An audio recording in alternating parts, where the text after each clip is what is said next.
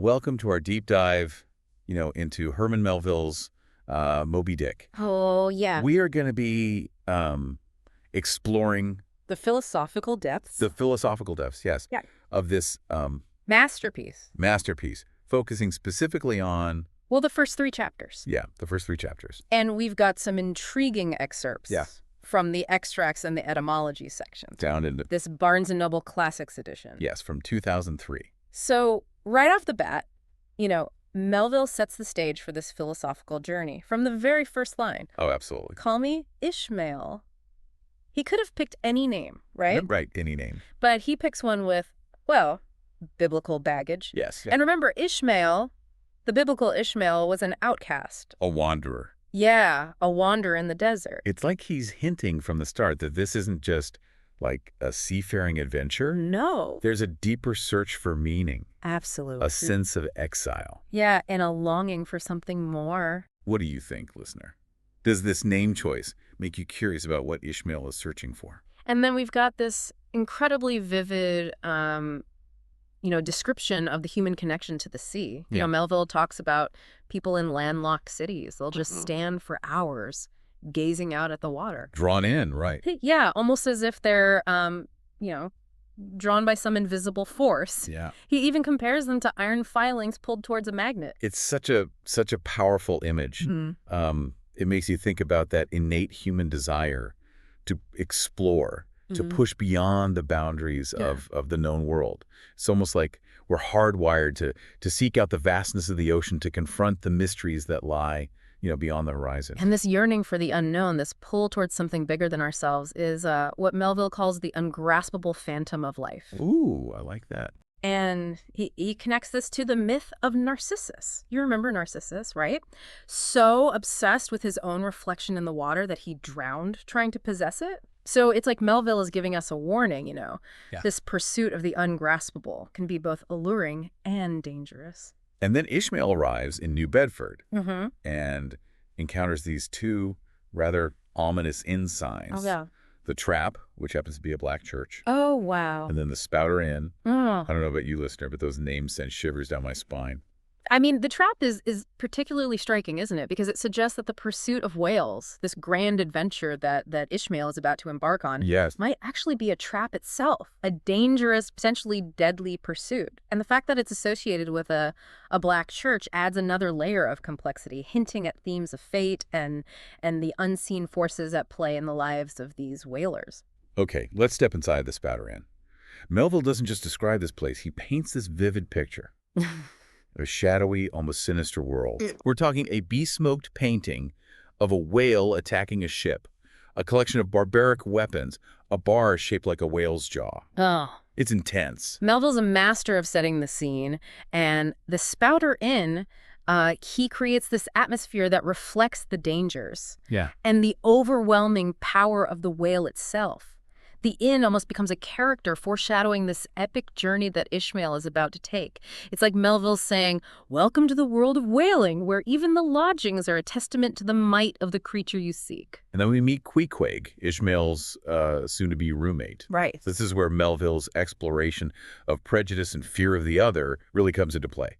Ishmael's terrified of Queequeg, judging him based solely on his appearance. Yeah. Remember, Queequeg's covered in tattoos, carries strange weapons, and comes from a culture completely foreign to Ishmael. This initial reaction from Ishmael is so human, He's confronted with something outside of his understanding, something that challenges his preconceived notions of what's normal and acceptable. And what Melville is doing here is setting the stage for a powerful exploration of how we judge by appearances and how those judgments can blind us to the shared humanity beneath the surface. And the strangeness doesn't stop there. Remember that doormat in Queequeg's room? That turns out to be a Polynesian garment. Yeah. It's just one example of how Melville uses seemingly mundane objects to heighten the sense of mystery. Yeah, the otherness. And the otherness of the whaling world. It's a reminder, that the world Ishmael's entering is full of these cultural differences, unfamiliar customs, and a beauty that can be both strange and unsettling. These objects become symbols of the vast unknown that Ishmael, and by extension the reader, is about to encounter. Now let's take a moment to appreciate these extracts and etymology sections. It's like Melville did a massive research project on whales and decided to share all his fascinating findings with us. Yeah. You've got excerpts from the Bible, Shakespeare, scientific treatises. It's a wild mix. Well, these sections highlight, the multifaceted nature of the whale as a symbol. Right. It's not just a creature of the sea, it's a creature of myth, legend, historical significance. You see how different cultures and different eras have interpreted the whale, from a monstrous force of nature all the way to a divine creation. He throws in these incredible little tidbits of information, Mm. like this one from Holland's Plenty. The Indian Sea breedeth the most and the biggest fishes that are, among which the whales and whirlpools called baleinae take up as much in length as 4 acres or arpents of land. I mean, can you even imagine a creature that big? It's mind-boggling. It's awe-inspiring, isn't it? And that sense of awe, that feeling of being, dwarfed by the sheer magnitude of the whale, that's exactly what Melville wants to evoke. He's preparing us for an encounter with something that transcends like our ordinary understanding, something that will challenge our perceptions of the world and our place within it. So even in these early chapters, Melville is already laying the groundwork for a deep philosophical exploration. We've got themes of the lure of the unknown, the nature of prejudice, the power of symbolism, the vastness of the natural world. It's a lot to unpack. And that's what makes Moby-Dick so captivating. It's not just an adventure story. It's a philosophical journey that grapples with those big questions about humanity, our relationship with nature, and the search for meaning in a world that often feels chaotic and unpredictable. And we've only just begun, listener. In our next segment, we'll delve even deeper into these philosophical themes as we continue to explore the world of Moby-Dick. But before we go, we want to leave you with something to ponder. What do you think draws humans to the sea? Is it the desire for adventure, the search for something bigger than ourselves, or something else entirely? It's incredible how Melville uses the physical setting of New Bedford, and especially the Spouter Inn, to create this symbolic landscape that mirrors the psychological and philosophical depths of the novel. You really feel that sense of foreboding the moment Ishmael steps into the Spouter Inn. Yeah. It's in the architecture, the strange decor, even the names of the people. Yeah, the Spouter Inn isn't just a building. It's an embodiment of the whaling world itself. Melville describes it as a place constructed from the very bones of whales, where even the sidewalks are paved with their remains. It's a stark reminder of how intertwined human civilization is with the natural world, and how that relationship can often be one of exploitation and violence. The town itself becomes a monument to the whale, but also a foreshadowing of its destruction. And remember, the landlord casually refers to the little old bartender as Jonah. It's like Melville is layering in those biblical connections, reminding us of the power and the peril associated with the whale. That tension between awe and destruction, reverence and exploitation, is a key philosophical thread that runs throughout the novel. It makes you think about our own relationship with nature, doesn't it, listener? How often do we admire something while simultaneously contributing to its demise? Let's go back to Queequeg for a moment. I'm fascinated by the scene where Ishmael walks in on Queequeg, performing this ritual with a small idol. It's so unsettling to Ishmael, who initially interprets it as some kind of pagan witchcraft. Right, the scene is pivotal because it forces Ishmael and us as readers to confront our own preconceptions about religion and spirituality. Here's Queequeg, the savage, in Ishmael's eyes, engaged in a deeply spiritual act. It challenges Ishmael to expand his definition of faith and to consider the possibility that truth and devotion can exist outside the confines of his own cultural understanding. Queequeg's faith, so different from Ishmael's, becomes a catalyst for a broader philosophical exploration. Melville is asking us to be open to the idea that there are multiple paths to understanding the divine, multiple ways of making sense of the universe. Yeah, and this openness to different perspectives is crucial as we delve into the extract section. Melville throws us into a whirlwind tour of how the whale has been perceived throughout history and literature. He's creating this multi-layered mythology around the creature, drawing on sources as varied as the Bible and Shakespeare. It's like he's saying, look, the whale is more than just an animal. It's a symbol that has captivated the human imagination for centuries, inspiring both awe and terror. And that's what makes Moby-Dick the white whale such a potent figure. He embodies all these different interpretations, from a biblical leviathan to a scientific marvel, but he also transcends them. He becomes this blank slate onto which we can project our own fears, desires, and beliefs. For Ahab, as we'll see later, Moby-Dick represents vengeance and obsession.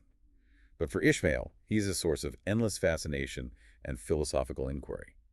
And for us as readers, he becomes a mirror reflecting our own individual interpretations. Melville seems to be suggesting that the whale, like the universe itself, is ultimately unknowable. Yeah. We can try to understand it, categorize it, hunt it, but there will always be an element of mystery that eludes our grasp. It's a humbling thought, isn't it, listener? To realize that there are forces in this world that are beyond our comprehension, that we can spend a lifetime seeking answers and still only scratch the surface of the truth. And that's what makes Melville's writing so compelling. He's not afraid to grapple with those big existential questions about the limits of human knowledge and the vastness of the unknown. There's also this amazing blend of philosophy, poetry, and adventure in his writing. He can describe the most terrifying things like the sheer size and power of a whale and then suddenly inject this sly humor that completely catches you off guard. Melville had a wickedly sharp wit, and he uses it to great effect in Moby-Dick. It's as if he's reminding us not to take ourselves or the story too seriously.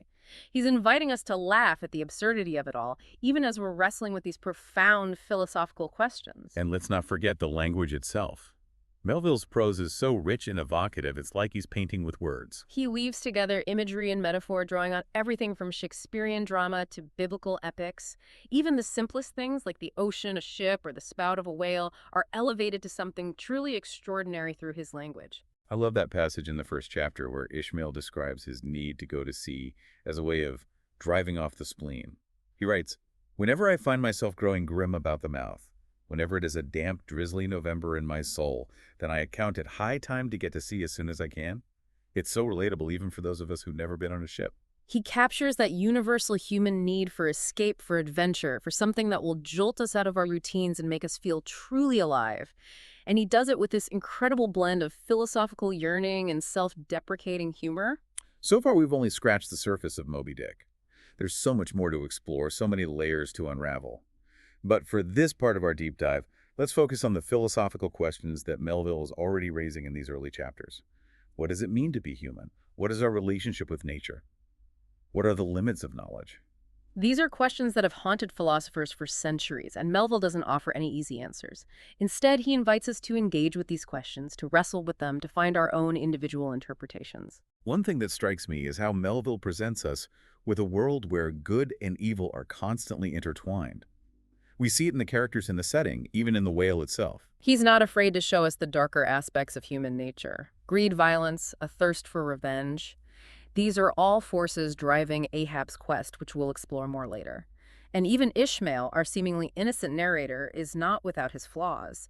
He's prejudiced, judgmental, and prone to bouts of melancholy. And yet there's this undercurrent of compassion and empathy running throughout the novel.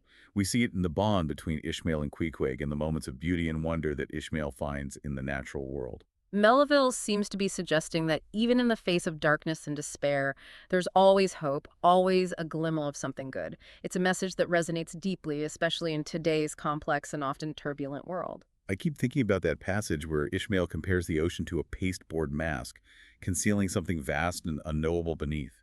It's such a powerful metaphor for the mysteries of existence, for the things that lie beyond our perception. It speaks to the limitations of human understanding and the humbling realization that we can never fully grasp the universe. There will always be things we can't explain, forces beyond our control. And that's both terrifying and exhilarating, isn't it? Yeah. To know that there's always more to discover more, to learn more, to question is what keeps us moving forward, keeps us seeking meaning, even when we know we may never find all the answers.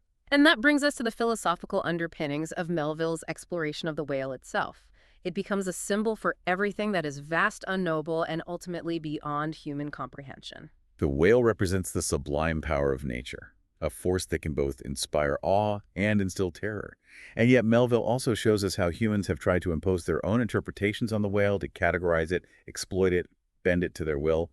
It's a cautionary tale about the dangers of hubris and the importance of respecting the natural world. This struggle to understand and control the whale is embodied in Ahab's obsessive quest to hunt down Moby-Dick. But Ahab's quest is doomed to fail. Melville is reminding us that there are forces in the universe that are beyond our control, and that sometimes the wisest course of action is to accept our limitations and find meaning in the journey itself. Now, listener, we want to leave you with this thought. As we delve deeper into the story, how do you think Ishmael's perspective on the whale will evolve? What meaning might he find in his encounter with Moby-Dick? You know, it's just amazing how Melville can take something as simple as like the description of the Spouter Inn and turn it into this reflection of the novel's deeper themes. Oh, absolutely. And I'm thinking about that whale jaw-shaped bar. It's like those sailors are practically, stepping into the mouth of the very creature they hunt. What a powerful image. It really highlights that paradoxical relationship between humans and whales in the novel. There's this simultaneous attraction and repulsion, this awe and this danger. It's like Melville's suggesting that there's something seductive about the unknown, but confronting it comes with immense risks. And then there's that little detail of the landlord calling the bartender Jonah, another little nod to those biblical stories that are woven like throughout the text. Yeah, those little details really add to the sense of foreshadowing and the idea that fate plays like a role in this story. It's as if Melville is suggesting that, no matter how hard we try to escape our destiny, there are forces beyond our control that shape our lives. Speaking of things beyond our control, I've been thinking a lot about Queequeg's tattoos. They're described as this complete theory of the heavens and the earth, but then we're told that not even himself could read them. It's such a fascinating contradiction. That description of Queequeg's tattoos is, it's really a brilliant metaphor for like the human condition, isn't it? We all carry these markings, these stories, these experiences that shape who we are, but we may never fully understand their meaning. It speaks to that inherent mystery of selfhood, the idea that we're constantly evolving, changing, becoming. Yeah, and that ties into Melville's exploration of the limits of knowledge, right? We could, try to map the stars, dissect a whale, analyze our own thoughts, but there will always be elements that remain elusive. Exactly. It's like Melville's reminding us that there are limits to, what we can know and understand. It's a call for humility, for acknowledging that the universe holds mysteries that may forever be beyond our grasp. But even though we may never fully understand the world around us or even ourselves, there's still so much beauty and wonder to be found in the search. And I think that's what Ishmael and Queequeg's relationship teaches us. Remember how terrified Ishmael was of Queequeg at first? Oh, yeah, yeah. Based solely on appearance. Right. And then they become the best of friends. Their relationship is a testament to that, the transformative power of empathy and understanding. Despite their cultural differences and Ishmael's initial fear and prejudice, they form this deep bond based on mutual respect and shared experience. It's a reminder that connection is possible even in the face of difference, and that those connections can challenge our preconceived notions and help us to embrace a more inclusive worldview.